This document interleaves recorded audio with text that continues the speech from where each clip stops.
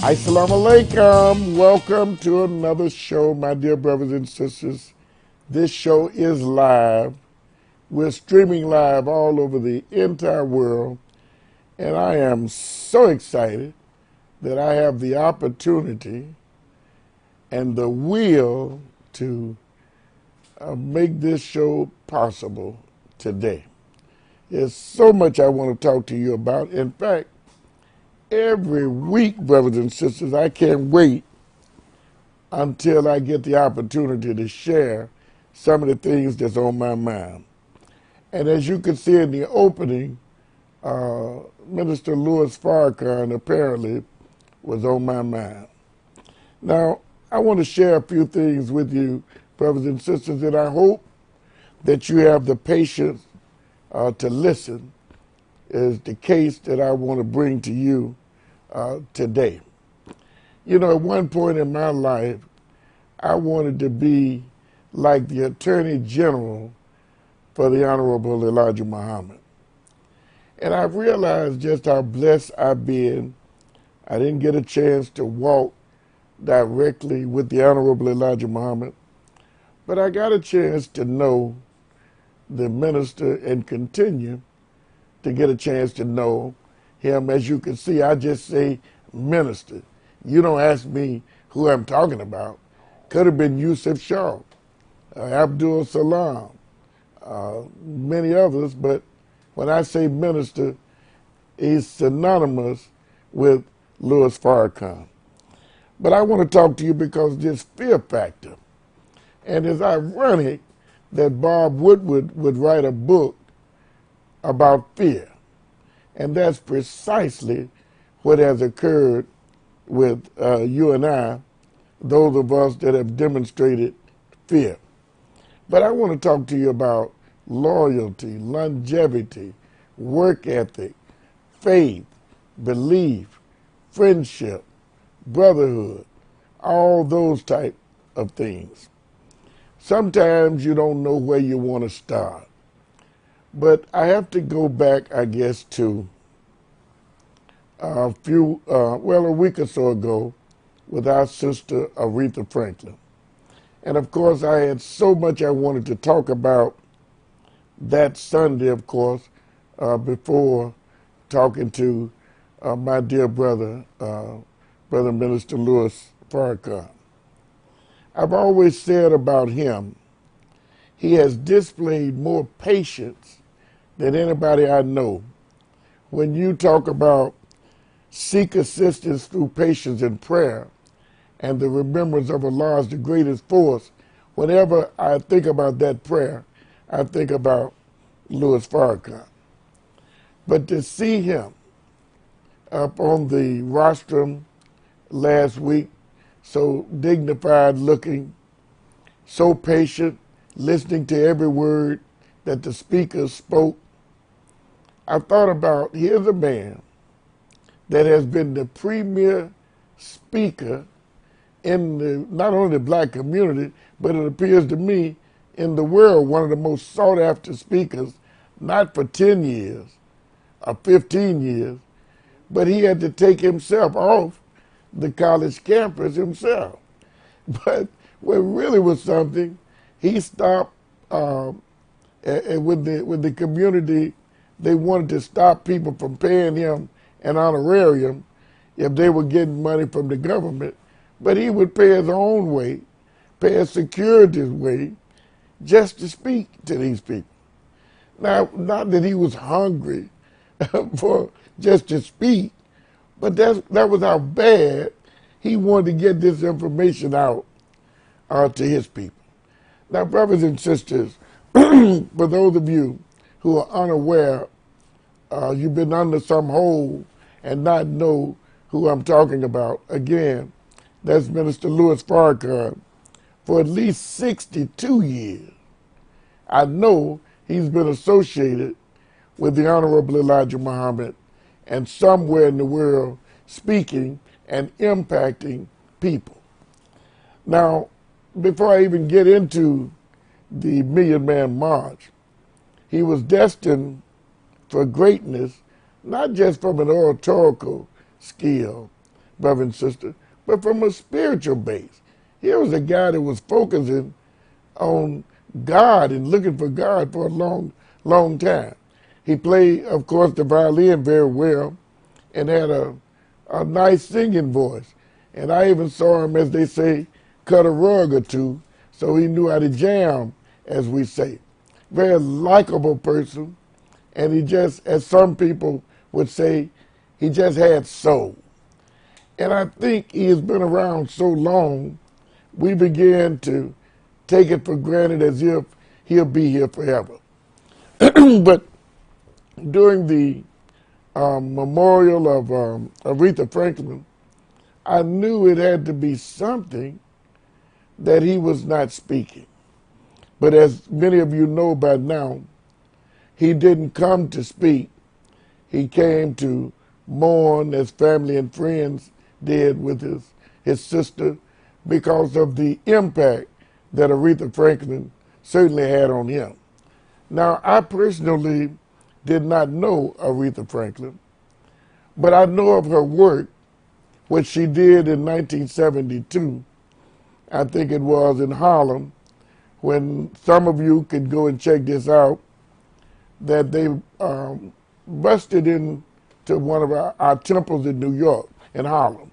That's the point. And the minister, of course, was over the temple. But Aretha Franklin didn't pick up the phone and call 3 days later and say, well, minister, I'm glad you're okay. She came down to the mosque and sit with her brother, you know, and you would have think she was one of what some of the men should have been doing. In fact, I think some of them took their cue from Aretha Franklin. But that goes unnoticed. So naturally, he would love her because I love her for what she did. But one of the things that stood out in my mind, when Minister Farrakhan was rebuilding the work of the Honorable Elijah Muhammad, one of the first places he went to in December 2nd, 1979 in Detroit, Michigan, was to give us what was called Warning to the Hypocrite. And he was rebuilding. And in that same month, he did a great talk on December 23rd in St. Louis called The Christmas Message. And for those of us who were in doubt, he certainly was showing us that he understood the teachings of the Honorable Elijah Muhammad, and he understood what had occurred. Now, brothers and sisters, this show is called Muhammad and Friends. The reason I want you to pay attention, you could say, well, Louis Farrakhan, that's the Nation of Islam. It really don't affect me. But if you're a black person, it should affect you. If you're a human being, it should affect you. As you saw last week, I went and got, forgive me, that was a poor representation of the English language.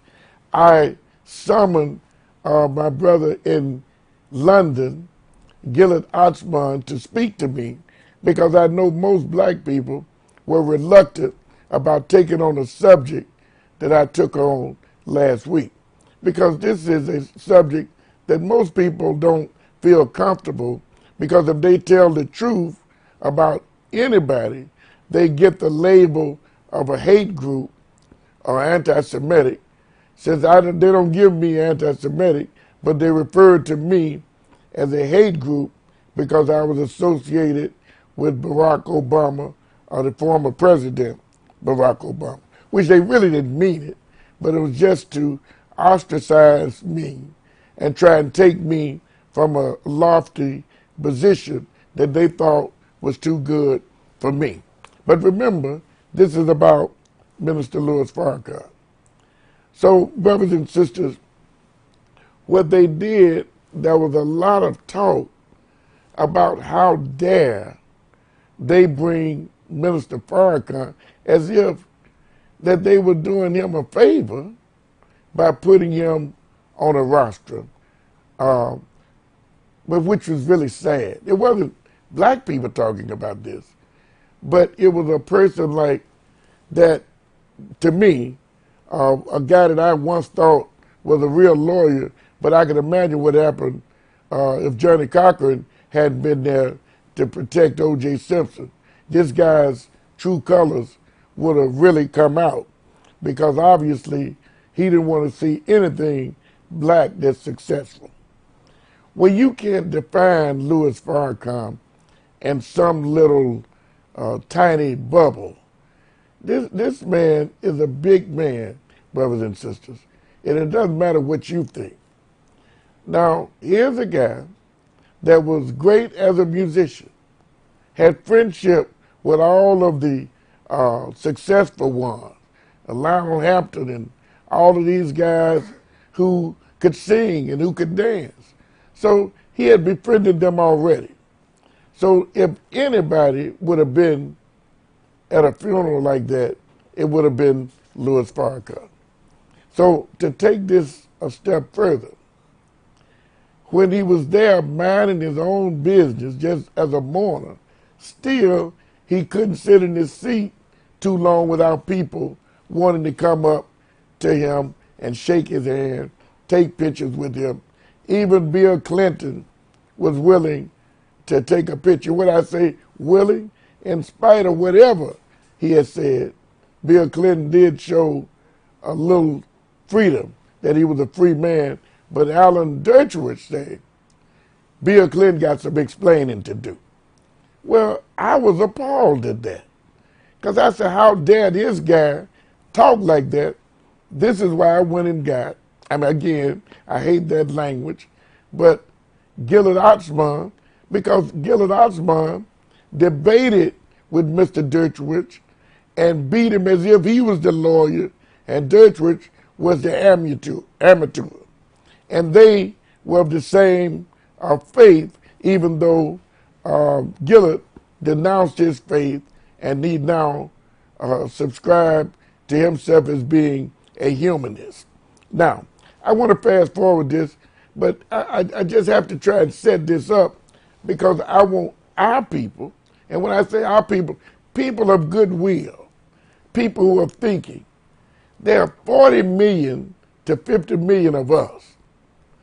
Should we still be in this paternalistic mode that we have to ask your permission? Can we talk to our brother? Can we take a picture with our brother? We are tired of you humiliating and slandering and defaming a man that most of us think an awful lot of. I know I do. I met him nearly 50 years ago. And I have to tell you, brothers and sisters, every time I see him, he brings great joy to me. I'm just telling you straight up.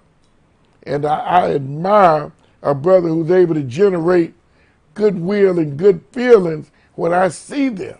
You know how you just got some people that you just light up when you meet them? Well, that's Louis Farrakhan to me.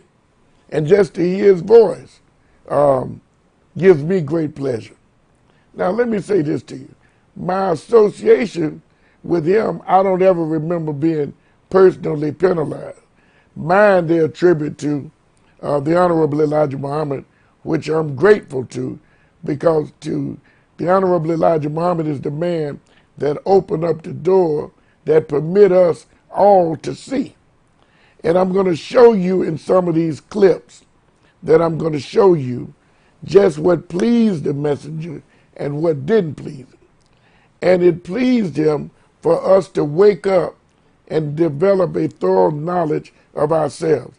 So I'm saying to all of you out there in the world who claim you concerned about the immigrants, you claim you concerned about humanity, one of the things that you have not addressed yet is that there was a people in 1555 brought out of their native land, and they were brought into a place to serve another people and been serving this people for over 4 centuries at your beck and call, and wanted to emulate you and be whatever you wanted us to be, we became.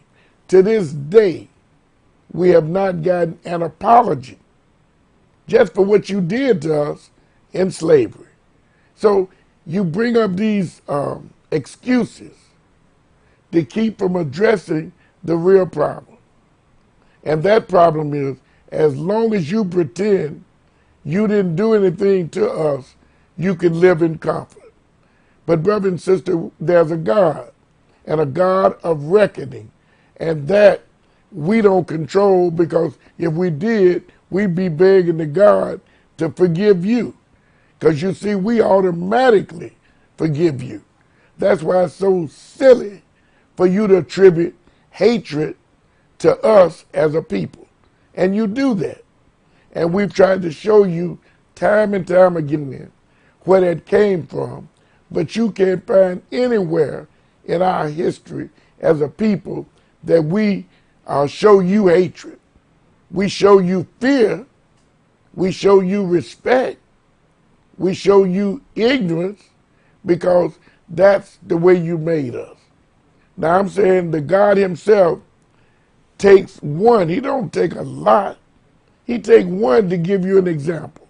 This is why you couldn't do anything with the Honorable Elijah Muhammad, where it looks like he made Louis Farrakhan in his absence, and made him while he was present, because I'm going to show you the love and affection that he showed for the minister while he was present. This was no make-up love. This was true love. And when men can love each other, you know you've arrived. Now let me say this. All you men of Scripture, in the end, it say when the man of sin is revealed, you know the time is near. The dog has come back to eat his vomit. Now, you can say it's Trump. You can say what you want. But you know that it's unusual for a silly person to talk like this man talks. But he's what's needed to generate this time of reckoning. And if you notice, they showed you that the black man has been able to beat him at his own game, and that's what Barack Obama did. Barack Obama was governmental. He just sound presidential. Trump don't know what governmental, he doesn't know what presidential, and he claims he knows what's business. Now, that's for another time. But as I take these breaks and walk you through the history, I want you to call somebody. Pick up the phone and tell them we need to pay attention to this, especially those of you who pride yourself as being students and students of history, so you can understand that you've been charged with something that you're not guilty of. Now, people not only stole you, but they stole your identity. And right now, if you're not on the same page that I'm on right now, you still don't have your identity. But I want you to listen. At Cobo Hall in Detroit, Michigan, a young Louis Farrakhan is up and coming. You had did everything you could do with Malcolm X, trying to separate the messenger's teaching and put him on a path to make him think he was superior to God's man. Brother and sister, you have to understand the difference in divinity, in divineness. The Honorable Elijah Muhammad didn't make himself. He was made by Master Farad Muhammad, the one that you used to take for a joke. And even when you thought you were destroying the Nation of Islam, you were actually building it up. So I'm going to take this break and show you a man that was destined for greatness at this time, and the Honorable Elijah Muhammad was pushing him along. You know why I take the time to do this? Because even if you don't see it today, you're going to go back and think and reflect. What I'm saying, brother and sister, we don't have time to be jealous and envy. But you should ask yourself, why would a whole nother people want to stop you from socializing with your brother or being in the room with your brother? Minister Farrakhan has lived a long life, and I would have thought as many of the people showed. They wanted to be in that room with him. And if I had been a speaker there, I would not have addressed anybody without acknowledging Louis Farrakhan, who was the premier speaker around the world, as they know, not just in America, but around the world. He has been received. You have not seen a man galvanize million men or more in one place, nobody smoking, nobody drinking, nobody fighting, nobody arguing, but they were under one umbrella. Louis Farrakhan did that more than one time. That's what you got to look at. And how did he do it? And most of the people that were there, not most of them, but the so-called leaders, they came reluctantly, but they couldn't resist the crowd. And even though they had an opportunity to speak, it was really about Louis Farrakhan. Now you think about that. In history, nobody has done that, especially in America. And you want him to, you want to say he was trying to find his way up on the stage? Hell, it looked like you were honored to have him on the stage. Even in Iran, the country that you persecute and talk about, is because the Shah is dead, somebody that was under your control. Farrakhan spoke to 6 million of them. So he's not a stranger to the number of millions. But I'm going to take a break when it was maybe 10, 12,000 who recognized early where he was about to go. He was being named then the national spokesman for the Honorable Elijah Muhammad. And he did it so well till as the messenger watched him emerging, he couldn't do nothing but show a smile and a thank you quietly to Allah for blessing him with the material that he would need in his absence. So I'm honored that I got a chance to walk with a guy like this. And I'm going to take a break, and I'm just beginning, as one guy say, but I've been preparing for this for a long time. So we'll be right back.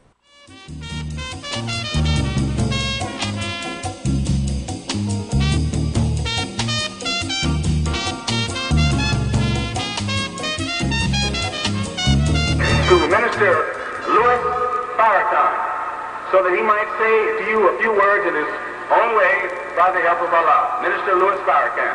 Assalamu alaikum.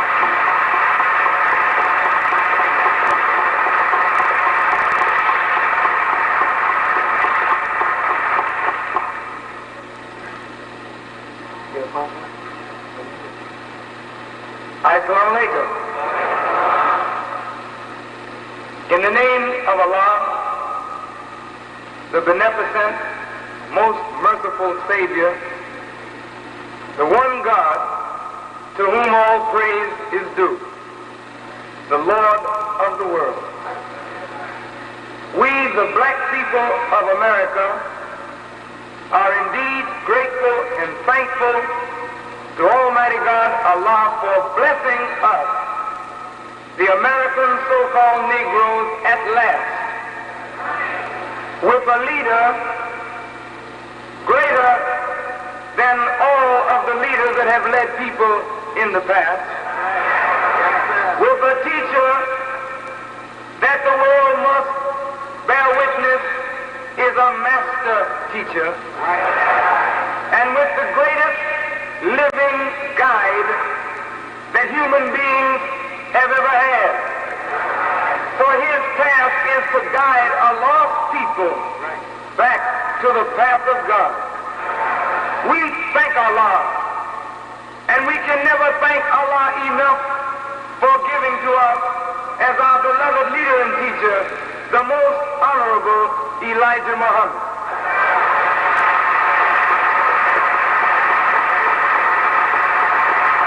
All praise is due to Allah.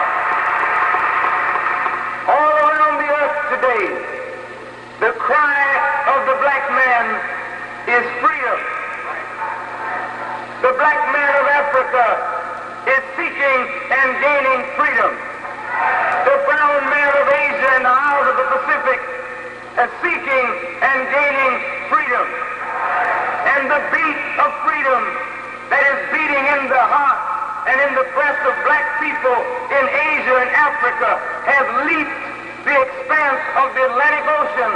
And that same pulsating beat of freedom is beating now in the heart, in the souls, and in the minds of 22 million black people in America. But the question comes, all praise is due to Allah, which road shall we take to freedom? How shall we walk the way of free men?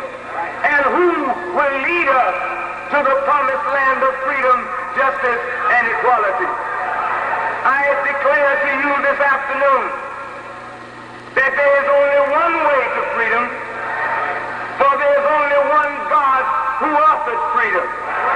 And I declare to you this afternoon that there is only one man who can lead us to that freedom, and that is the man that God who offers freedom has raised up in our midst to lead us to freedom, and that is none other than your and my beloved leader and teacher, the most honorable Elijah Muhammad.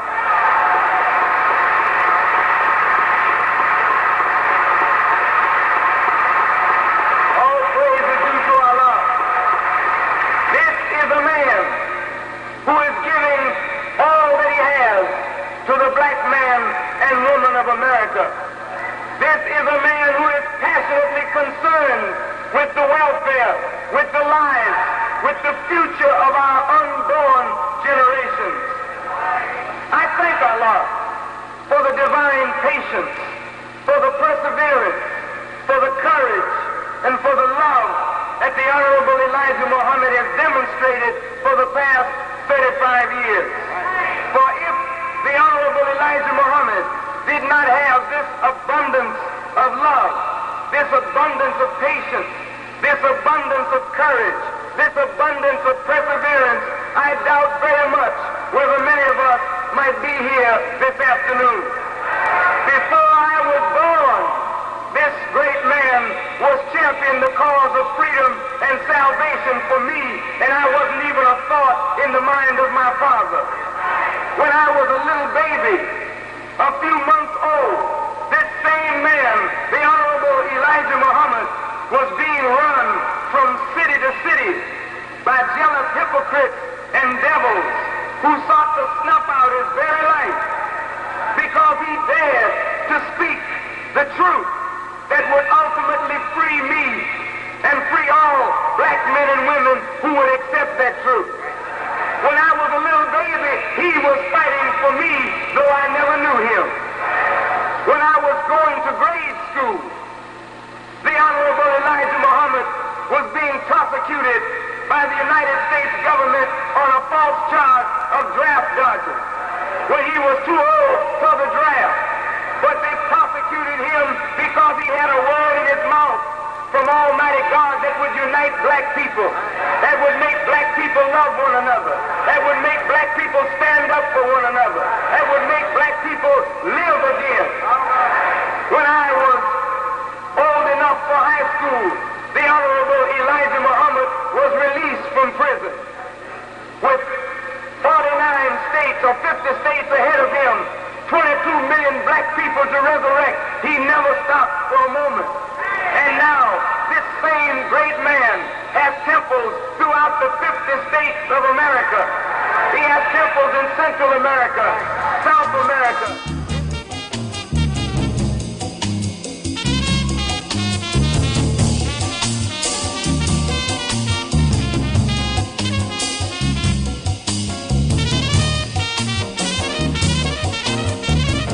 Assalamu alaikum, well, brothers and sisters, continuing our conversation.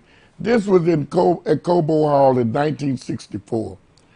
The minister was getting ready to become the national spokesman for the Honorable Elijah Muhammad. Remember, January 7th, brothers and sisters, they were already talking about their failure of not being able to destroy the Nation of Islam at that time. But they were always working on it. Right here in Chicago, the FBI reported In Phoenix, Arizona, when the Messenger was first building a home out there, they had built it with microphones in the house. Now listen to me, brothers and sisters. That's against the law, wiretapping people's houses, and they weren't under any kind of a scrutiny for any kind of investigation. They acknowledged the fact that this was a non-for-profit religious group. Now, they come up with this hate that hate produced. Who did it? The Anti-Defamation League. Is that the FBI? The Southern Poverty Law Center, all these people. They determine who hates and who doesn't. They determine who should be investigated and shouldn't be. This is what I'm talking about. They were violating our rights, and they've been doing it all the days of their life. You're talking about Black Lives Matter. Remember, brothers and sisters, right in Birmingham, Alabama, you had a 97% success rate in boycotting the buses. Instead of you buying them, you took cabs, made cabs out of your people. And brother and sister, when they told you, okay, you can ride the bus, you went to sleep again. Brother and sister, you got to think.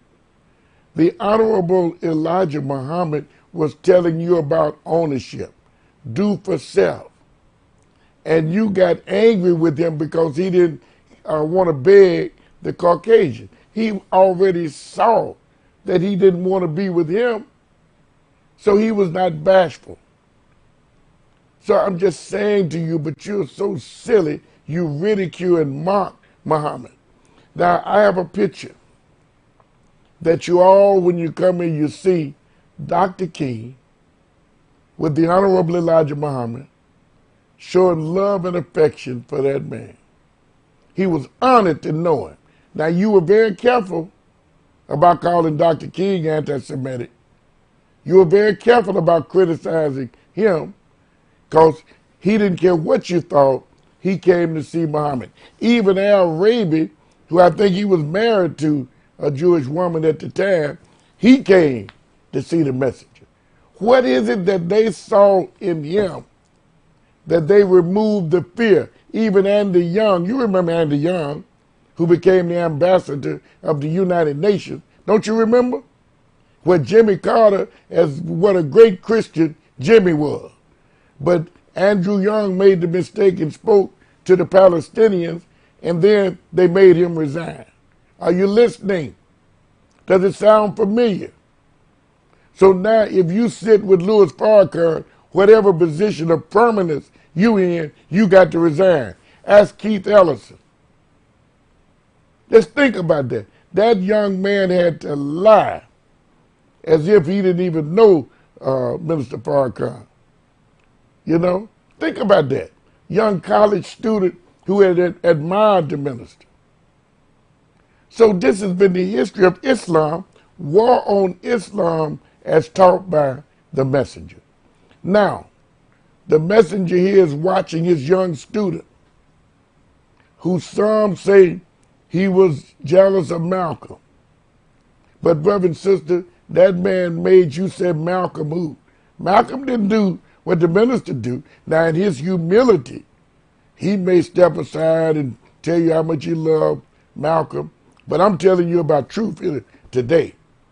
The Honorable Elijah Muhammad made Malcolm, but he made Minister Farrakhan as well.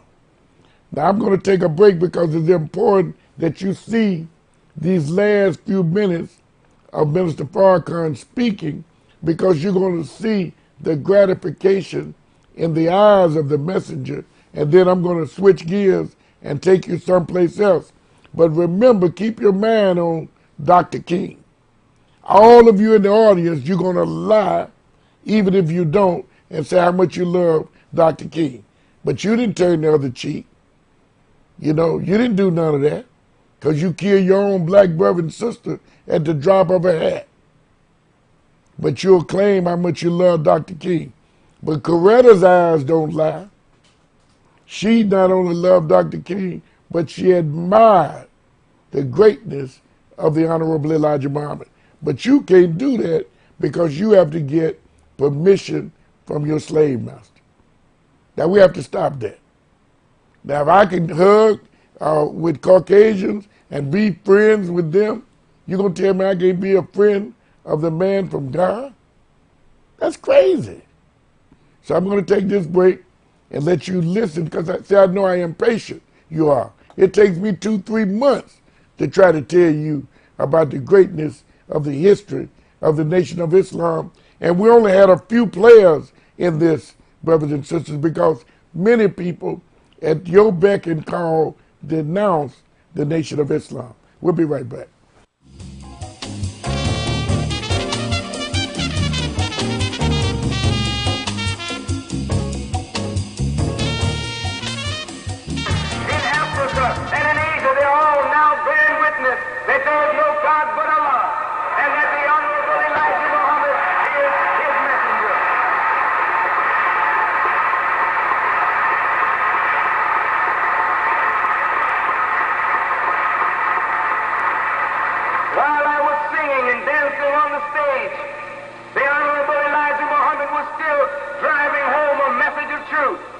A message that for 34 years he has been delivering as a message that came to him direct from the mouth of God. And that message finally reached my ears about 10 years ago. I met the man that I was looking for. I met the man that I was hoping for. I met the man that I was longing for, the Honorable Elijah Muhammad. This is the man. This is the man. All praise is due to Allah. This is the man that I believe I was born to follow. This is the man that I believe I was born to honor. This is the man that I believe I was born to obey. This is the man that I believe I was born to serve, because he is the divine messenger of God. And if I don't honor, obey, and serve a messenger of God, then who shall I honor? Who shall I serve? Who shall I obey if it is not the messenger of Allah?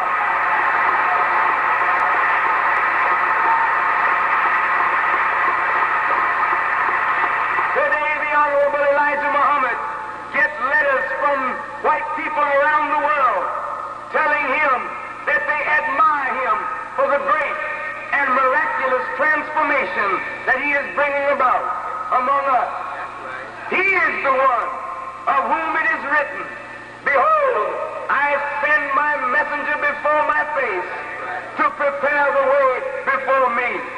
He is the voice of one crying in this wilderness to make the path of Almighty God straight. He is the one of whom it is written that he's a root out of dried ground. He is the one of whom it is written that he would be set down like the Son of Man in a valley that was full of dried bones. He is the one of whom it is written that he would be a lamb among 22 million lost sheep. In the words of John, John sent his disciples to Jesus, whom the word had gone out about the great work that Jesus was doing. And John sent his disciples to ask Jesus, "Are you the one? Or should we look for another?" Jesus didn't tell John, "I am the one." Jesus told the disciples of John to go and tell John. Tell him that the blind are seeing. Tell him that the deaf are hearing. Tell him that the dumb are speaking. Tell him that the lame are walking. Tell him that the lepers are now being cleansed. Tell him that the dead are now being raised to life. It seemed to be something that Jesus was telling the disciples of John, because when a blind man sees, when a deaf man hears, when a dumb man speaks, when a lame man walks, when a leper is cleansed, and when the dead are raised to life, know ye then that you don't have to look for another, but the last messenger of Allah is on the scene. All praise is due to Allah. How do you know? How do I know? I know because I was once blind, but he opened up my eyes, and now I see.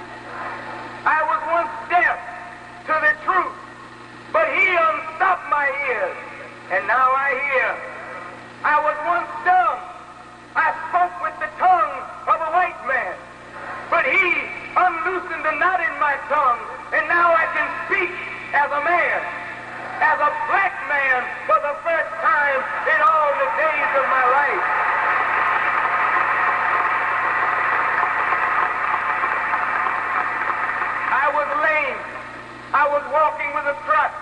I needed to depend on others to do for me what I should have been doing for myself.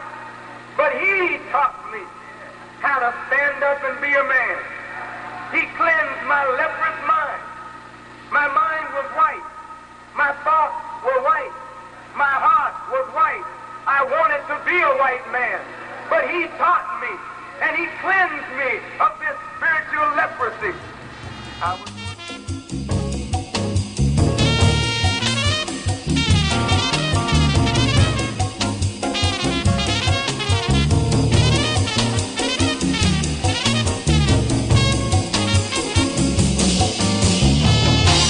Assalamu alaikum. Brothers and sisters, and I don't know why you don't like to follow or visit that history. There was a time I used to go to the Defender newspaper on Cermak Road when it was there, and they used to have in their little tray 8 likely Negroes to be sold. All these disparaging ways that they showed us in such despicable ways. Then they give you roots and make jokes about Kunta Kinte and Toby, and you laugh and make mockery, but you're the only silly people that don't realize the difference in 1555 and 1619. The $64,000 question. The reason that part of your history is buried because it took them 64 years to empty you out of everything that you knew of Africa. Brothers and sisters, it's a shame. The Honorable Elijah Muhammad was restoring that because God said, I would come as a thief in the night. I'm not going to take a bunch of them, but I'm going to take one. And the Honorable Elijah Muhammad, with great humility, sit in the background, listening to his young minister emerge, and he realizes more and more that if you believe, then lucky are you. And the minister was lucky that he recognized him, and he showed that he recognized him, and he has endured.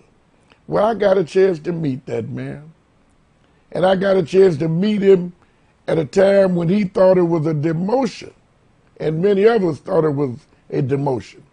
But it was a promotion for me because it gave me an opportunity to walk with a man that I admired and respected, and I learned much from in defending the Honorable Elijah Muhammad.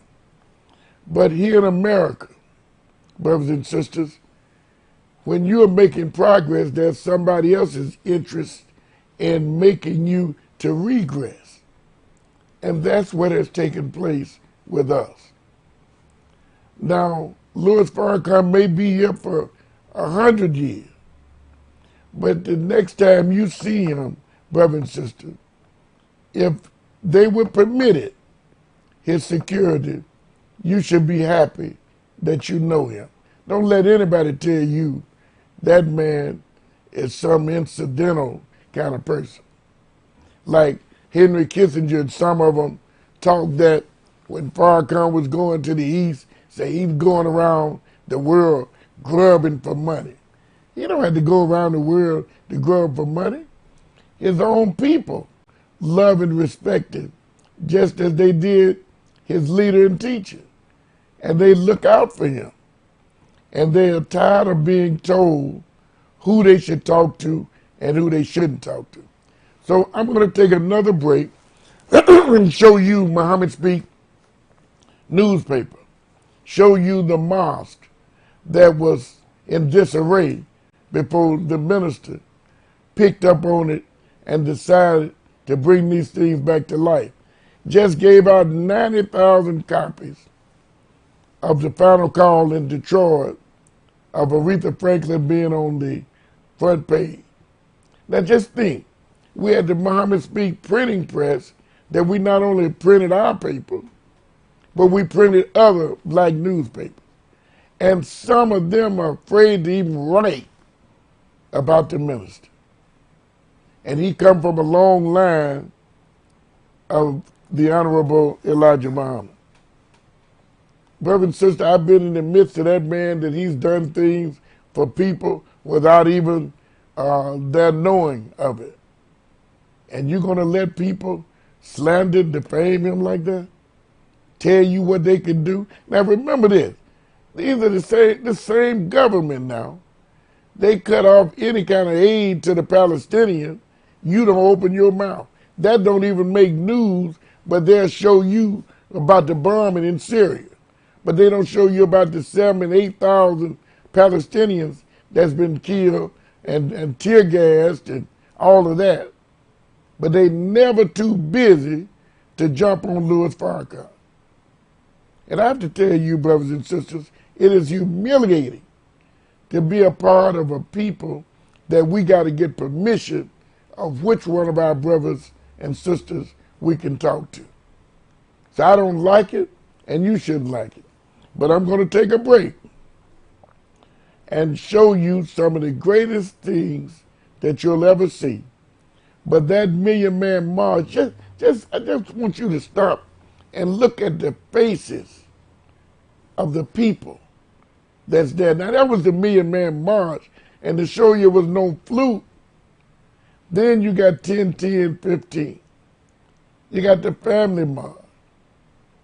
Bringing these black brothers and sisters together in a peaceful, I repeat, peaceful atmosphere. Now you praise everybody when you walk through the community in your vigilance. But a man goes to Washington, D.C., in the seat of the capital. Black men and women who you talk about that are savages, but he showed us in a respectable light. And to show you that he had been doing it around the country before he got to Washington. In Houston, Texas, you know they said things are bigger and better, but on a Monday night, where do you get 35, 40,000 black men, cars parked all on the expressway? That's what Louis Farrakhan did in America. Now, brother and sister, when our dear brother Marcus Garvey was getting people, he had to have a parade. It had to be a party. And you still got rid of him. You put him on a ship, deported him from the country just for thinking of organizing black people. But how has Farrakhan been able to escape this? It is God himself, brothers and sisters, and his messenger. This is no joke. When the man tell you that both of them bagging him up, it looks like it to me. But I know this, you're going to get enough of trying to tell people who to talk to and who not to talk to. So I'm going to take this last break and show you a few things. We don't need any calls on this. We just need you to stop and think. But remember what I told you about Dr. King. Harold Washington, strong person like that and personalities, they wouldn't let you denounce the message of God. Harold Washington didn't let you do that. Senator Newhouse didn't let you do that. And then some of those speakers who were speaking at the funeral who know the minister, they know he allowed them to speak. He gave them a forum. And they know many of them wasn't with it, but it didn't bother him a bit because that's how much he loved his people. And he knew once the fear was removed that they would join him. But Aretha Franklin had no fear. And so we want to give her credit for that. When they broke into our mouth, she ran down to Harlem to be with her brother. Did you hear what I said? So a lot of you so-called leaders can learn from that. And don't let people tell you that this man is anti-Semitic. Many white people that I've seen at his table and seen him interact with. I mean, they tell you these kind of things. But why do white people want to talk to him then? Because you get a few of them who trying to throw mud on his name. And sometimes when you throw mud, brother and sister, It sticks.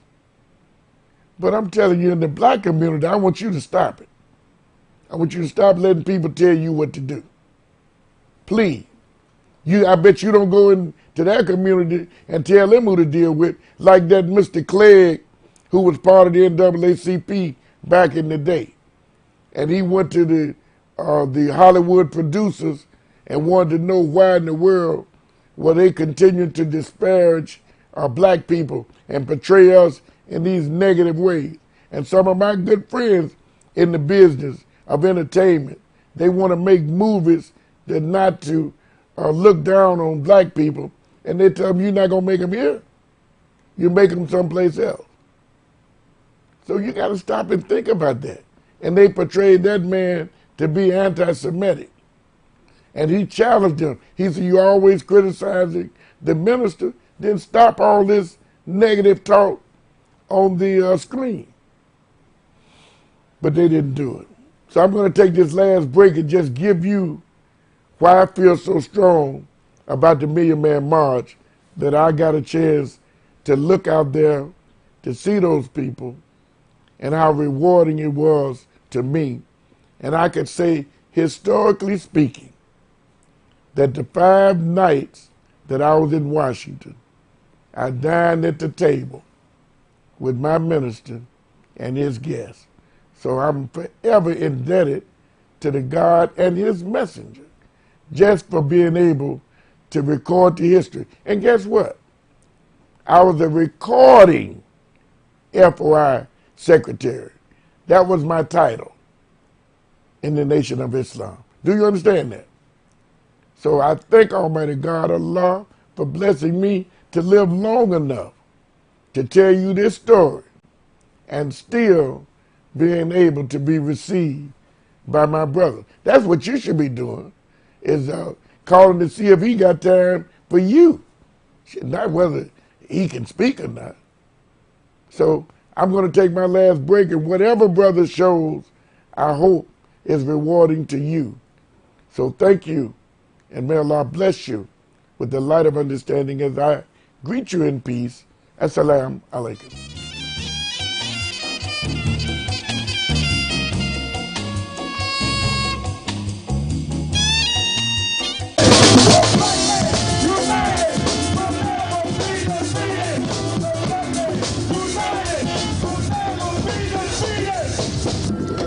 Assalamu alaikum. Brothers and sisters, this is one of the greatest days that I've ever encountered in my life, to see over 1 million black men here in Washington, D.C. I'm so thankful to our dear beloved brother, Minister Louis Farrakhan, and I know the Most Honorable Elijah Muhammad would be certainly pleased, well pleased, with the attendance of so many black men with such positive force here today. You can feel the electricity. So I'm thankful to Almighty God, Allah, that he has blessed us to maintain the history, so we will never, ever forget this great show of force today with the black man and the black woman here in America. So I thank Almighty God, Allah.